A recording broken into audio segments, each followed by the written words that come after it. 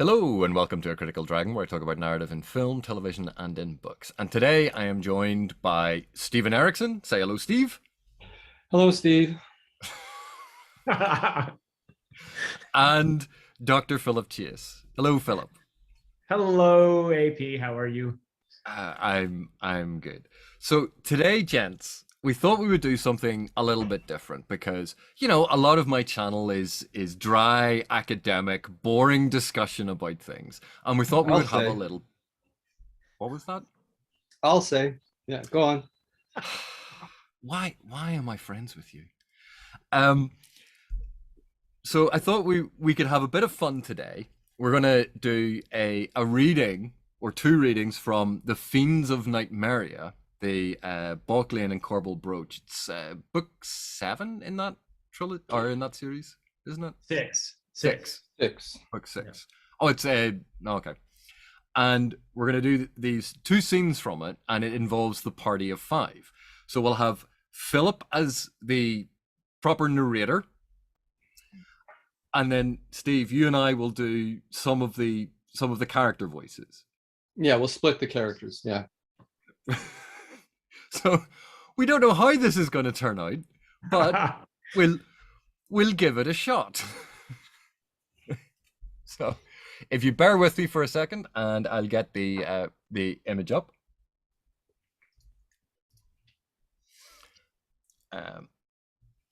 Okay, so Philip. Are you ready to get going? I am as ready as I'll ever be. Steve, are you ready to get going? I think so. I mean, we're choosing this scene because it's a reference to the classic gaming group, the D&D gaming group. Yeah. And I'm hoping at some point we can revisit the classic gaming group, but from a little bit different context in the Willful Child. I think the third novel, the Marines run a game down in their rooms, so we might be able to do that one as well. So, and certainly once we finish recording this, maybe we can have a bit of a chat about that aspect of the gaming group and the quest party and dungeon crawling and all of that sort of fed into this. But let's. Right? Serious mode, AP. You have to try and do this. Let's try and get through this anyway and see how we get on. We do it tonight, said Plainly Grass, leaning over the ale-stained table, the one always reserved for her at the very back of Pink's Tavern. She ran a finger through a pool of ale, making a stream to the table's edge, and watched it drain. Hey, growled Barunco. Something's wet my crotch. He straightened slightly, glaring about. You're always saying that, observed Simon Denalian Nixos, known to many as the Knife. He was playing with one of his daggers, the blade slipping back and forth and under and over his scarred, cut-up hand. The blade twisted, and he winced, but continued his manipulations. Tonight, is it? I'm ready. I've been ready for a week. Scowling across at him, Plankly said, She was arrested only 2 nights ago, you idiot. And stop that, you're dribbling blood all over the table again. She looked to the others. In addition to Barunco, their muscle, and Simon Denalian Nixos, who couldn't recall seeing a back he didn't want to stab, there was Lurma Spilibus, who'd never met a lock she couldn't pick or a purse she couldn't snatch. Her red tangle of curly hair piled high and wayward, her triangular face bulging at one cheek with a wad of pulped prosin, her eyes perpetually crossed as she squinted at the tankard cradled in her hands. Beside Lorma, and huddled together, Mortari and Lagrout, master burglars who'd yet to meet a wall they couldn't scale. Mortari was the smaller of the two, with a pinched face and the manic eyes of a terrier needing to piss. He was panting slightly in the fug of the tavern. Leaning hard against his left shoulder was Lagrout, swarthy and snaggle-toothed, showing his broad and possibly witless yellow grin, his head bobbing as he looked about, habitually assessing walls, railings, ledges, and whatever else a man might climb. She studied them all, gauging, and then nodded. So we're back together, she said. Legroot showed her his smile. The famous party of 5. Infamous. Drawled Simon the Knife. He flinched, and the knife clattered to the tabletop. Sucking at his thumb, he glowered at Plainly, but said nothing more. The royal palace. Mused Lerma. That won't be easy. Who knows what the insane necromancers let loose in the crypts? She snapped up her crazed squint, shifted the wad in her mouth until it bulged the other cheek, and then said, Barunco, you up to this? Could be demons, revenants, giant snakes. Unsubstantiated. cut in Plainly. He's a usurper, that and nothing more. And the new Grand Bishop is a drooling simpleton. All this talk of sorcery and necromancy is just propaganda to keep away people like us. Did I pee on myself?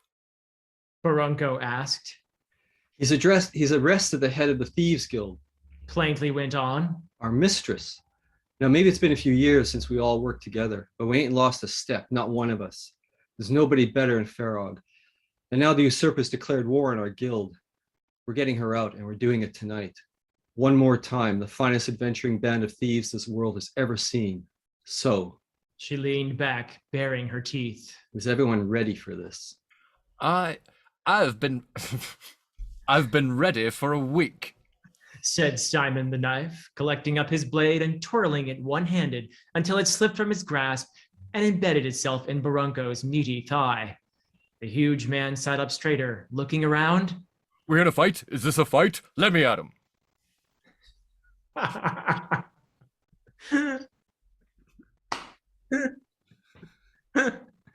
Oh dear. The challenge of keeping a straight face, that was the hardest part, eh? Well, I blew dripping blood as opposed to, I did dribbling blood, which really sounds weird, but you know. Yeah, well, it could work. Yeah. Yeah, I suppose it would work. Yeah. It's not necessarily dribbling from a mouth, is it? It can be dribbling from anything. It could. It could. It's slightly different, a little bit messier than dripping, that's all. Yeah, we can go with that. Yeah. AP, are you recovered? I'd forgotten what voice I was using. The problems about trying to keep different voices straight in your head. Oh yeah. That I'm always impressed. Authors like Joe Abercrombie does it very well as well. Authors who have very distinct voices for characters that when you're reading it, you can almost imagine a distinct tone and style and everything about the character through that. And I'm always impressed by authors who can do this, because even there, with only a few lines of dialogue, I was going, hang on, which one is this? What accent, what character type is this? Yeah. But that's sort of the point of this too, isn't it? It's the setup of the group, right? Of the campaign group. Yeah. Yeah. And introducing them in a tavern, of course, which is. Of course. Mortari crouched in the shadows of the alley mouth, Legroot crowding his side. He peered at the high wall of Royal Palace. I see handholds. He whispered. I see footholds. Legroot whispered back. So we've got handholds and footholds. Handholds and footholds. Can't be done. Can't be. Not a chance. Together they turned about and crept back to where waited the others. Mortari edged up close to Plainly grasp. He rubbed at his terrier face, scratched behind an ear, licked his lips, and then said, Not a chance. Not a chance. Chimed in Legroot, his large teeth gleaming. Unless Barunco can throw us up high, up near one of the spikes. Mortari said. Grab hold of the corpse's leg and hope it don't tear off. Added Legrout. Up past that. Handholds and footholds. Sighing, Plainly Grass turned to Barunco. Well? Throwing. I can throw. Give me something to throw. You'll be throwing Mortari Explained Plainly. up to one of those spikes. Spikes? The ones on the wall. Wall? Over there. She pointed. Barunco looked about. Wall. He said, grunting. Show me. Simon the Knife spat onto the greasy cobbles. This is a problem. he said, What is, Simon? plainly demanded in a hiss. He said he can do it, didn't he? Drawing out a dagger, Simon gestured with it towards Barunco. Back when the party of 5 was the terror of the city's wealthy, He said, our muscle here could still see past his own nose. Now, well, It don't matter. insisted plainly. We just point him in the right direction, like we did on the last job. Oh, Piped in Lerma Spilibus. the last job. We survived it. Plainly snapped, she grasped Barunco by an arm and started dragging him towards the alley mouth. This way. She said, You just grab Mortari and throw him as high as you can, right? throw Mortari. Barunco said, nodding. Where is he? I'm right here. Barunco spun, grasped hold of Mortari, and threw him across the street. The second-story man struck the palace wall with a meaty thud and then crumpled to the cobbles. No, Said faintly, that was too soon. Legrout, come here. Barunco, let Legrout take your wrist. Yes, like that. He's going to lead you to the wall. When you get there, you throw him upward. Straight up. Got it? Got it. Show me the wall. Where's Legrout? He's holding your wrist. said plainly. Now, Legrout, lead him out there and quick about it. Lerma moved up alongside her, and they watched Legrout pull Barunco towards the wall, close to Mortari's motionless form. Plainly? What? I'm going to scout to the left there. I think I see something. Go ahead, just be stealthy. She scowled above her crossed eyes, Don't patronize me, Plainly. shrugging mostly to herself as she watched Lerma skitter one way and then that across the street. Plainly returned her attention to Legrout and Barunco. Simon Denelian crept to her side, working his knife around one hand. More than Barunco's sight is dull. He opined. Plainly grasped turned on him. That's what I always hated about you, Simon. You're so judgmental. What? The man made a habit of using his head to bash in doors. And there wasn't a door that his head couldn't bash in. At the wall, Legrout had positioned Barunco beneath one of the spikes in the dried puddle of all that had leaked out from the corpse speared on it, and was whispering in the man's ear. Nodding, Barunco grasped hold of Legrout, and in one swift surge flung the man upward. Legrout sailed up past the spike, scrabbled desperately at the wall, and then slid back down. The spike impaled his left thigh, arresting his fall. He dangled there for a moment and then began writhing alongside the withered corpse. Come on. Hissed plaintively, and she and Simon hurried across to join Barunco. Their muscle was crouched in a combative pose. Did I do it? He asked when Plaintively and Simon arrived. I heard a whimper. Is he hanging on? Oh, Said Simon. he is at that, Barunco. There was a groan from Mortari, and a moment later, the man slowly sat up, one side of his head so swollen it seemed another head was trying to make its way out from his cheek and temple. What's leaking on me? Barunco asked. That'd be Legrout. Said Simon. Then he dropped his knife. It landed point first on his right foot, sliding neatly through the leather of his shoe, slicing through everything else until it jammed in the sole. Simon stared down at the quivering weapon. Fuck. He said. That hurts. Stop pissing about, Simon. Hissed plaintively. Barunco, that was a good throw. Honest. He just got hung up on the spike. She squinted upward. Looks like he's trying to pull himself loose. Mortari used the wall to stand up. There were puppies? He said. I never thought she'd have puppies. I should have guessed the way she kept coming back and hanging around. Lerma Spilibus joined them. I found an old postern gate. She said. Pick the lock. We're in. Great work.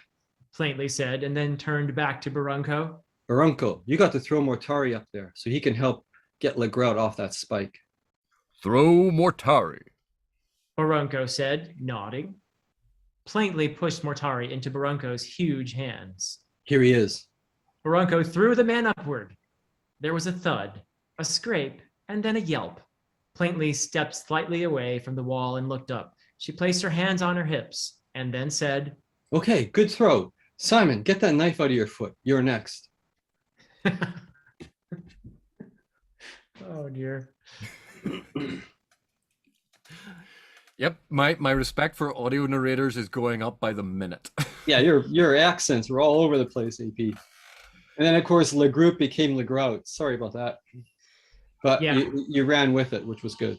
Yeah, I think that was my fault, I think. But anyway. No, I just it automatically corrected in my head. So when I read the character reading out Le Grout as a name, that's how it came out. Yeah, and I think I was switching back and forth Right. as well. Well, if you want, I could go back through. I can re-record all of my lines in one accent, and I could just try and insert them all in, so at least the accent's consistent. No, it's more fun. It would be easier just to read through the whole thing again, I think. But yeah. Can we start with me just apologizing for getting the names wrong? In my defense, Le Grout, I was thinking French, Le Grout, like French, so, but of course Le Grout. So, and I kept wavering back and forth between those, but yeah. I mean, it's not, it was my mistake to correct you in while reading. Actually. No, I should have just run with it. Yeah, it's fine. And and Mortari, AP and I were saying how you could be Mortari, with the Italian. So, but of course, grout, mortar and grout. Yeah, I mean that should be fairly obvious. But I kind of like the little accents though, like La Route. So I think it's great. It's great. It reminds me of Top Secret, which is one of my favorite films, because the French Resistance, when they're all named, is pretty amusing. Although they missed the classic joke, because the camera is panning from one of these resistance fighters to the next, and they're being introduced. One of them's Latrine, and and one of them's Deja Vu, and then looks to you, and he looks at the character. He says, "Have we not met before?" As the camera kept going, what I should have done was come back to Deja Vu in the last shot. That would have been perfect, but they missed that one. That, I mean, looking back on some of those films that had that really absurd sense of humor and the complete send up, there are so many of them now that you look at, you go, that humor does not translate to the modern day, because, and again, time and place and understanding the culture and trying to be more aware of it now, but Top Secret was just full of those ridiculous jokes, and some of them are still incredibly funny, like the underwater fight scene. Yeah, it's brilliantly choreographed. It's fabulous.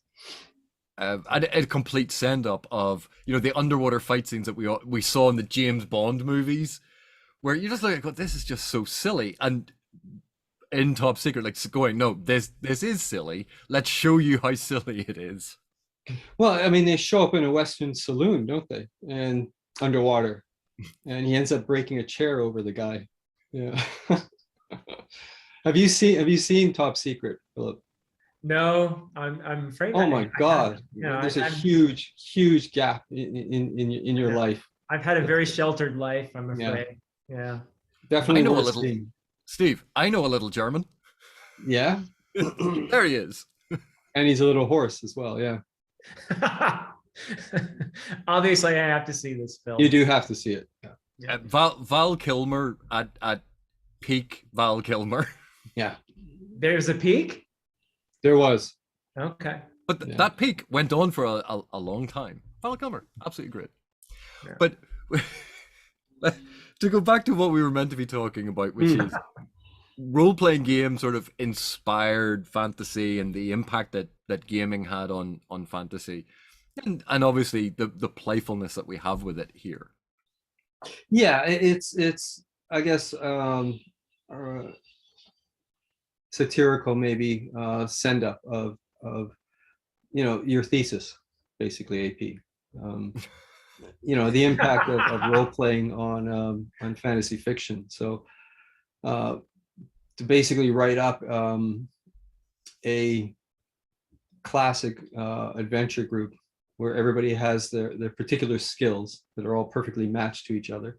Although in this case, each one has more or less one skill and nothing else. So they're fairly low level characters if you think about it, but not in their own minds anyways. Some of those skills are a little bit questionable, perhaps. You think? Yeah. But Aspiring. it's because you have plainly, is she meant to be a fighter? She's the only one I couldn't pigeonhole as a character type. No, she's the planner. Yeah. She's the brains behind the outfit. And her eternal optimism is what keeps him going. Yeah. She's like the old guy on the A-Team. What's his name? Hannibal. Hannibal, yeah. She's Hannibal. But also, if you think like Professor X in the X-Men, there's always someone who sits back in the base and goes, right, I've come up with a plan. You people with the talents go out and do it, and I'm just going to sit here and reap all the rewards. Well, she also provides the narrative in some respects for the other characters, right? So, that whole opening section, she's providing expository information, not well, obviously to the reader, but more specifically to the characters, because they're not bright bulbs.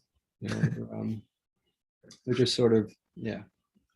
But one of my favorite things about that, and it's the very subtle thing at the very, very beginning of all of the things that are subtle in what you do in these books, but it's the fact that they're meeting up in a tavern. Of course. I think back to in the Lord of the Rings, Frodo, Sam, Merry, and Pippin, and they go to the inn at Bree, and there's Strider waiting for them, and it's the formation of the initial quest party. And it was like D&D saw that and went, let's run with this. Because when you think of it from a narrative perspective, having them meet in a tavern is one of those really convenient places to bring people together. It's such a useful tool. And yet, when you think about it a tiny bit more, you go, is it really realistic or authentic that you're going to be meeting up with people in a public bar and you're going to be sitting there and you're going to be planning a heist? And you sort of go, what about all of the other people around you? It's, oh yes, we're going to have this secretive meeting. And it's, oh, we always use the back room in the tavern. But when we think that you did it in Gardens of the Moon, that they all meet up in the Phoenix Inn. Yeah. Oh, I mean, one has to be able to send up oneself as well. You can't take these things too seriously. So, did it all start at the Prancing Pony, or were there taverns that go back further than Tolkien? And I'm just trying to think, was there something like that in the Three Musketeers or something? Like that? I think there is in the Three Musketeers. Well, and in the Three Musketeers, it's where D'Artagnan changes his mind about Cardinal Richelieu and the Cardinal's men, that suddenly that they're all evil. And it's that encounter where he challenges Athos, Porthos, and Aramis to duels. I think all happens in the tavern. I think so. That whole sequence. But the idea of the quest party all sitting down and forming, we see this so many times. And Tolkien did it, it's absolutely straight-faced. That Strider is sitting there, Aragorn's sitting there in the back, in the shadows. And you had that wonderful discussion of, he felt fair but looked foul that Frodo has about him. And that is a subversion that Tolkien did that I actually really, really appreciate, because how often in Hollywood movies or in any of these sort of TV shows do we see that the villain is misshapen, the villain is scarred and ugly, or that almost Victorian notion of an exterior view of their evil interior, that it's just externalized and physicalized. And it seems like such a lazy trope. And I like I mean, you see it all the time in if you were to read I don't know, Edgar Rice Burroughs in his earlier books, all the bad guys have sort of narrow eyes or small eyes and shifty, and they're all sort of wearing their duplicity physically all over themselves. And it does, you do reach a point where you're just thinking, oh man, I know which direction this one's going in. very, very early on. And I think, well, in a lot of the earlier fantasy and science fiction, obviously there was a very strong element of Orientalism and othering, particularly from the Anglophone fantasy and science fiction, of looking at other races, other cultures, and othering them. And that is a criticism that we can lay at Tolkien's door as well, with the Southrons and the Easterlings. It goes back even further to William Morris, who was an inspiration for Tolkien in The Roots of the Mountains, which is a story of Germanic peoples meeting the Huns. And the Huns are described basically, if you want to know where Tolkien got his inspiration for his description of orcs, that's directly from William Morris's Huns in The Roots of the Mountains. And they're very much otherized and described in pretty unflattering ways. Yeah. So it goes back. Yeah. And there are histories as well that were produced in Europe about, the peoples of the Mongolian steppes and describing them in similar terms going through the 19th century, even in 18th century. Yeah. But interestingly, in Anglo-Irish relations, so the relationship between the English and the island of Ireland, particularly around even when Stoker was writing, so late 19th century, the Irish were quite often depicted in political cartoons as being simian, as being monkey-like. And a lot of that was due to the popularity of Darwin's theory of evolution. So the idea of the most civilized people being fully human, and the less civilized people were further down that evolutionary tree. So a lot of the political cartoons about the Irish actually depicted the Irish as monkeys, as apes. So it's not just about the West looking east. It was anytime there was an assumption of ascendancy in one part and looking and otherizing others. And we see it even today. It carries on. It's part of our bias when we look at how we have differentiated ourselves from others. But I think AP, it would be really nice if you did a Critical Dragon episode on your analysis of Bram Stoker and Dracula. I think that would be really interesting for a lot of people, because we've been in at ICFA listening to people talk about Bram Stoker and Dracula, and more often than not, afterwards, when we step outside of having listened to this stuff, you're in a white heat, going on about the fact that it's just that the obvious is not obvious to other people. That which is obvious to you is not obvious to other people. So I think it'd be really interesting for you to bring that up. Well, I might do. But one thing I'll say about this is there are really good scholarly works on Dracula, looking at it from that Anglo-Irish perspective. Yeah. And I think one of the issues that, and it happens in a lot of criticism, and it even happens in our reading. So like Philip being an American, you being a Canadian, me being Irish, when we read something, we find analogs in our brains, in our history, our knowledge, that help us explain something. So when we look at, say, something like Stoker's Dracula, and you go, right, so it was written in the UK, and the UK becomes synonymous with English and England, and it's the Victorian era, because as soon as you say Victorian, people think Victorian England. So a lot of the concepts that get applied to the novel are about Victorian England being mapped onto a novel, and people tend to overlook or de-emphasize the importance of Stoker as actually being Irish, because at that time, the island of Ireland was part of the United Kingdom, and Victorian England is the predominant cultural view. And so you map, because we know more sort of culturally about Victorian England, that gets mapped on to the reading of Dracula. And that is where sometimes those things don't look at Ireland as being distinct and different and having a different cultural history than the Victorian England, even though it's the same time period, even though technically it's ruled from Westminster. But they also don't look at the author as being at all relevant to the story. So we're back to the dead author thing. But you know, Bram Stoker as Irish is crucially important to understanding that novel. Yeah. And it's a fascinating discussion about Stoker, because Anglo-Irish, or that sort of tension between being both Irish and part of being British, that there's a tension between those two different things, and that sometimes is overlooked, because I can tell you from experience, coming from Northern Ireland and studying and working in England, my accent sets me apart very distinctly to other people.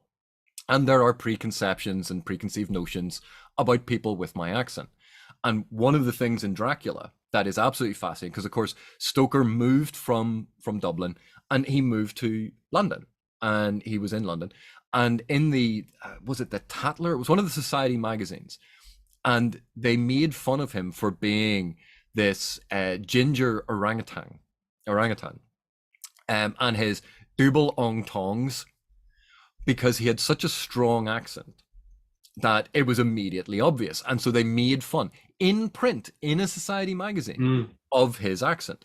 And when you think of the very start of Dracula, where Dracula is speaking to Jonathan Harker and wants to learn how to speak English, and of course Harker's response is, but you do speak English, like you're perfectly understandable.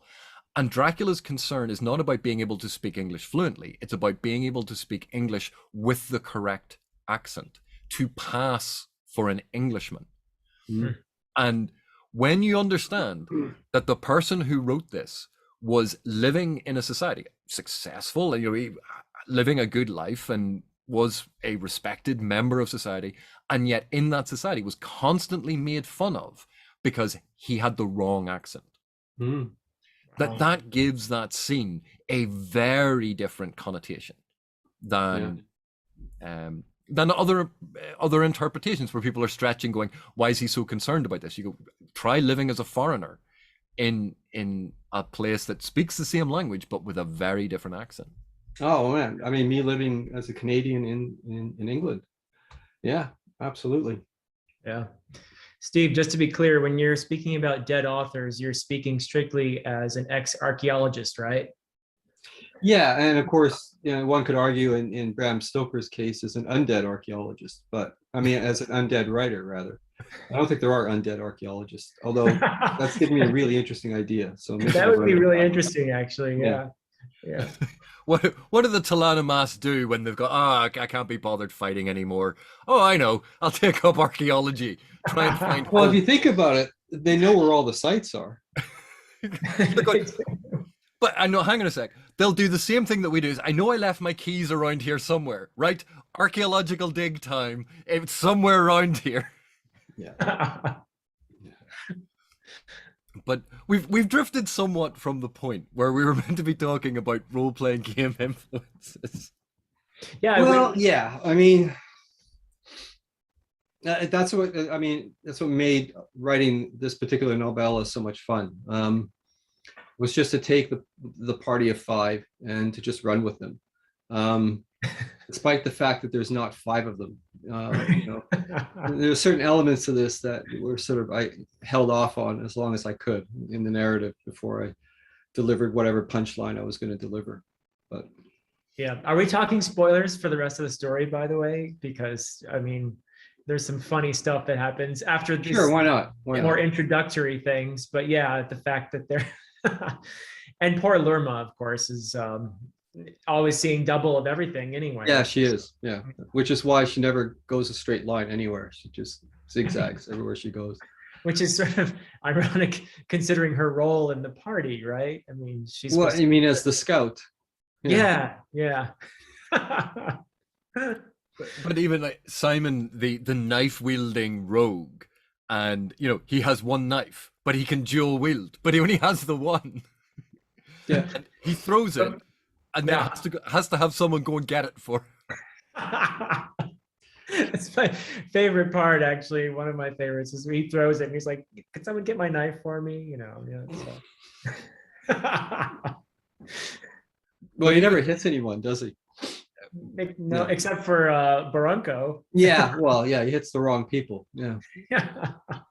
But tying that into like the idea that they're low level characters, that they haven't developed the skills yet, and yet for anyone who has played a role playing game where you start off with a low level player, but also someone who is not accustomed to playing role playing games, and where their sense of confidence about what they can do and how easy things are going to be, you can see so much of that in this particular story, because it's playing with that dungeon crawl aspect, a very typical role-playing game scenario. They start off at a tavern. You have your knife-ish rogue, the two scaling thieves, someone who can pick locks, the big burly tank warrior to accept all of the damage and protect the party. Like, the one that you're missing is a mage. Yeah. The very first game I ever played, and I came late to role-playing games. So when I met Cam in 1983 on the dig at Mud Portage, which is Clearwater Bay and Lake of the Woods. Our crew was maybe 5-6 people. I can't remember, something like that. And we decided to just, Cam decided to run a game for us, our very first introductory game.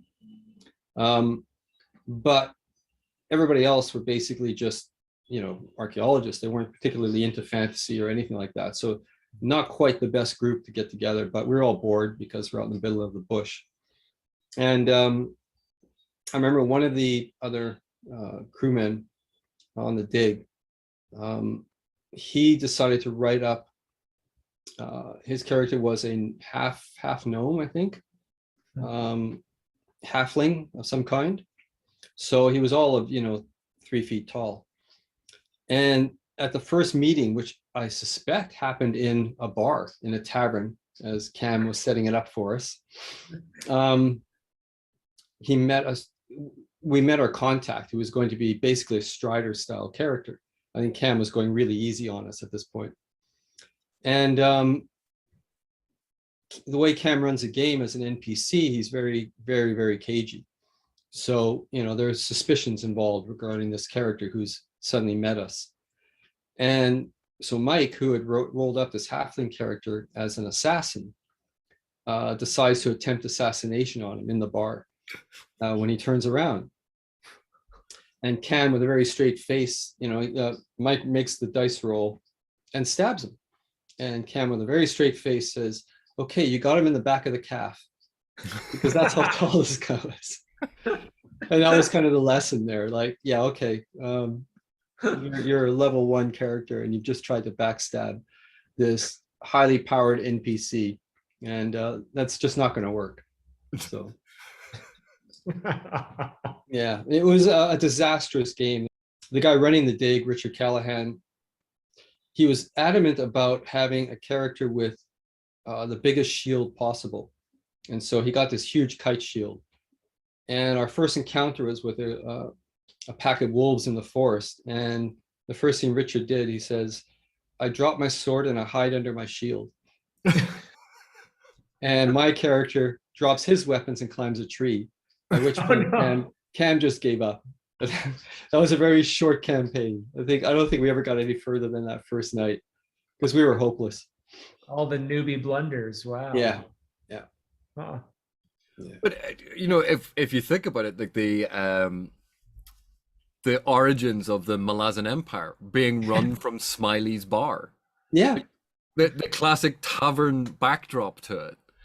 So it's wearing your RPG roots quite proudly in putting these things in.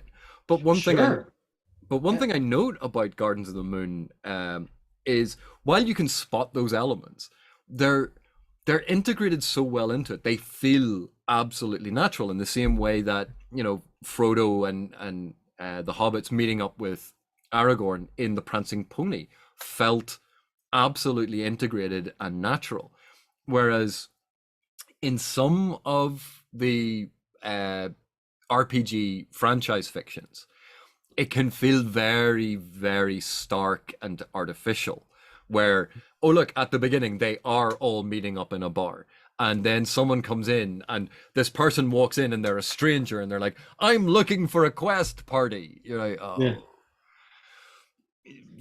Try and take some of the edges off it. Well, I mean, the other thing Cam and I did was, if we're going to have our characters meeting up in a bar, why don't we own the bar? It's a lot safer that way, right? So Kellenved and Dancer end up taking over Smiley's. Yeah. I mean, they took it over in the sense of when they first arrived there, it was just the hangout for the local thieves guild or something along those lines. So there was a protection racket being run out of there, and they just took that over. And so they inherited the waiting staff and the cooks and everything else, who are all criminals. And so that's sort of where it all starts. But wow. I'm still trying to wrap my head around the inauspicious beginning of the entire Malazan universe being your character dropping a sword and hiding up in a tree. From a wolf. Yeah. From a wolf. Basically, now I'm reimagining all of those classic sitcoms that featured a bar. So like Cheers. And imagining now that's thinking of the cast of Cheers suddenly becoming the adventure group going on quests. Oh dear. I think that's great. I think you should write that, AP. But just think of all of those classic sitcoms that featured bars or cafes, and you go, right, that's your starting point. That's where the quest group is. That's your quest group. Now go forth. Write the adventure story from there. Yeah. I mean, you could do it as an urban fantasy as well, set in a mimetic world, in our world. And so, yeah, your average, truck drivers and milk deliverers or whatever end up having to, as a sidelight, venture out on quests to basically save the city. Yeah, I mean, you could sell that, AP. But I'm not going to do it, but you can. Like the Dresden Files, what was that? Yeah. Is it Lost Girl or Gone Girl? It was another urban fantasy. A lot of these urban fantasies have at their center some sort of bar or play that's usually neutral in whatever conflicts that are going on. That there will be a bar somewhere that is neutral territory where everyone can meet and sit and have drinks and argue over treaties. It's amazing that this has just worked its way into the very fabric of telling fantasy stories, that bars and taverns are just central to it. Neil Gaiman does it in American Gods with Wednesday and Shadow, and that's where Shadow meets and has a fight with the leprechaun who's like 6'7" or whatever, right? I mean, but that's where the pact is made, is in that bar between Wednesday and Shadow. Yeah. Well, there's probably another element to that, which is, and it probably applies both to fiction writing in fantasy and film and television, is you want to limit your sets, right? And that may, like I say, it may apply to the convenience of having a bar in a small town to gather disparate characters, because they will gather in the only bar or tavern in town. So there's a functionality to it that probably feeds into a lot of this. But of course, with Smiley's, I know Cam and I, even in the gaming, we were sending that up all the time. We had Kellenved drill a hole in the floor of his office, which was on the second floor, so he could peer down into the main room of the tavern. And I think at one point, his arch nemesis Obo actually leaves his tower and is so pissed off he comes to Smiley's, and this is in the game, anyways. He kicks open the door, and all he sees is Kellenved's butt, because he's got his eye pressed to this hole in the floor. And it was a good scene. It was a good scene. Huh, too bad that didn't make it into Path to Ascension. Yeah. Oh, drat.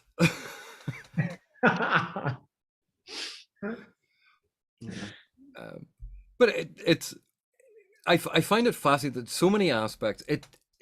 The relationship between role-playing games and fantasy. It's not that. It's more symbiotic than one really influencing the other, because a lot of the role-playing game tropes came from the text that inspired the game. Then they designed a system around it, and then that feeds back in. So you actually have a very symbiotic relationship between the two, because Tolkien's scene in The Prancing Pony comes long before D&D gets invented, Right. and yet that is such a central aspect to the opening of so many sort of D&D-esque stories, is the meeting up in the tavern.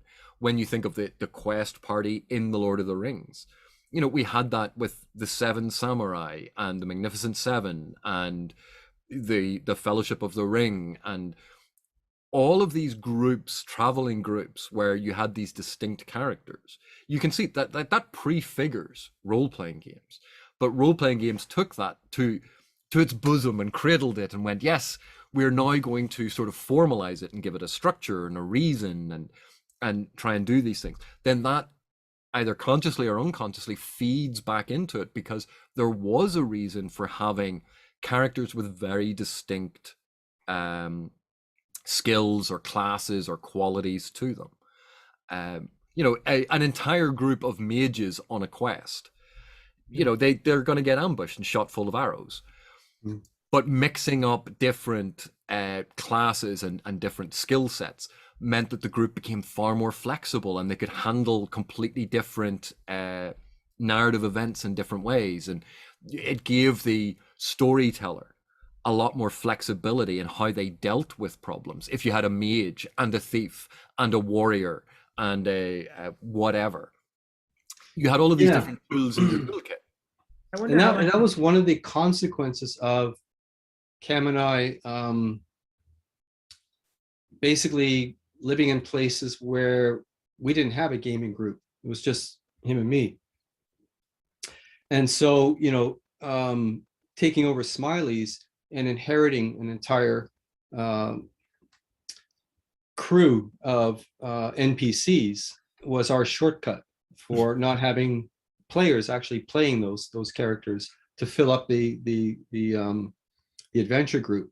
So yeah, they basically inherited all these preset characters with all the necessary roles. So some would be muscles, some would be organizational, others would be mages or whatever. And that was our way of sort of shortcutting, or rather dealing with the fact that it was just two people gaming, as opposed to a group that of 5 people or whatever, in which case they can roll up their characters. So we had to work our way around all of those aspects of traditional gaming to fit our narrative, and to have all those background characters step onto the stage fairly well. I mean, when you write up an NPC, you don't write them up to the full extent that you write up your own characters, but you leave a lot of room to sort of build a background if you need to. So it's a little bit different, but I think it made it easier when we sat down to actually write the fiction, because we were so used to that notion of just having a huge list of potential characters to draw from that had already been sort of pre-established and preset. And you use those to help build the world around the main characters. Just thinking about it now. I wonder too how much of the tavern as the origin place, for the story, goes back to just the pub as an institution. I mean, Tolkien, yeah, he had the Prancing Pony, but he had in real life, he had the Eagle and the Child, right? The Bird and the Baby, where he'd meet with the Inklings, in Oxford, and it goes way back. Of course, you got Chaucer writing about the Canterbury Tales, at the Tabard Inn, with everybody hanging out, and it's very artificial. Actually, you wouldn't have had probably people of those different social classes all in one group going on a pilgrimage together. So I don't know. I don't know. I was quite taken when I first moved to the UK, to understand the culture of the pub, which was very different from what I grew up with in Canada. And Canada at the time had some very strict sort of liquor laws, and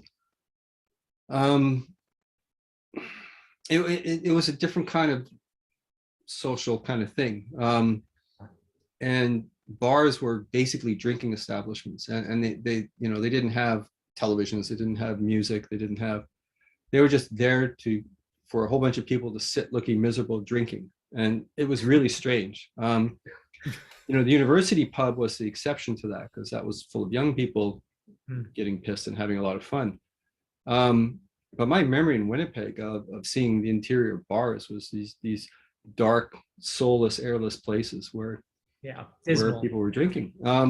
Then I go to England, and no, it is a social hub. And even when I was rewriting Gardens of the Moon, I was doing that at a pub in the town of Dorking. And it didn't take long before I knew pretty much everybody in there. And they all knew me, and they knew what I was up to, and I was writing, and I had my table quite often, because food was involved. Like they cooked. So I even got a few free dinners there, and it was just, you just become part of this thing. And so looking back on things like Chaucer, I'm not too surprised at the the conceit of the framing of the story that he told. But Philip, what about in the mead hall of the saga? It's like going back to that element again, a cultural hub. Well, it's the center of everything. I mean, the mead hall is it's both a practical dwelling, but it's also a symbol of, because this would be the place that the local lord or king or what have you would have control over. It's a statement, it's a message of, here's a place of security where we can all come together safely and meet. And this is what the Lord is delivering, right? And this is the safety. And that's why you give him your loyalty. And in turn, he offers this protection. So it's the whole community, together in the mead hall, listening to the bard recreate one of the old tales, sitting around the fire, all of that. So it sounds like this might be something very just primal almost in human experience, this idea of the mead hall, the pub, the tavern as the place of gathering and coming together, and as a place of storytelling, as a place of fellowship. That's interesting, Phil, because what it's also indicative of is the slow transformation away from the notion of the public display of wealth and the implicit security that is attached to that wealth, as being one of the responsibilities of people in those positions. That later on, in England, if you think at a certain point, the estates, which are, architecturally displays of that security and wealth, start to lose their function, and wealth then starts raising gated communities, and suddenly is no longer engaged in the social mechanism of their role in society, that they are now isolated from the rest of people. And that's an interesting transition, isn't it, if you think about it in that context? Yeah, and in many ways, it kind of coincides with the introduction of a kind of capitalism and individualism, and individualism, where responsibility is abdicated on social and cultural terms. Yeah. Although my personal theory about a lot of this stuff that I quite enjoy is the reason it's in a bar is these adventurers have to be really drunk to agree to go on these quests. And because let's face it, they've had a few drinks. Who makes really good decisions when they're that deep in their cups? That's why these people end up on quests and they go, what did we agree to? Killing a dragon? What? How drunk were we? Mm-hmm. Which, you know, it's one of those thoughts in the back of my head that I quite enjoy. Yeah. Yeah. But thank you very much for joining me to have fun with that rating and to sit and have a chat about this. Thank you very much for joining me, both of you. So thank you, Philip. Pleasure. Absolute pleasure. And thank you, Steve. That was a lot of fun. And for everyone still watching, thank you very much for watching, and we'll catch you in the next one.